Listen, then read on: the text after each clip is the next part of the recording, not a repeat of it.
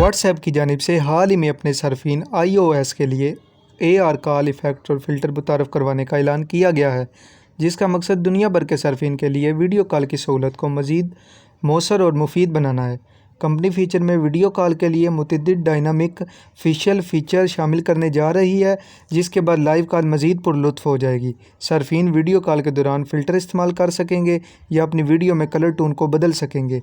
इसके अलावा फ़ीचर में बैकग्राउंड एडिटिंग टूल भी पेश किए जा रहे हैं, ताकि वीडियो कॉल को मज़ीद डायनामिक बनाया जा सके। एंड्रॉयड वेरिएंट के मुकाबले में iOS के लिए AR कॉल इफ़ेक्ट और फ़िल्टर ज़्यादा दिलचस्प हैं।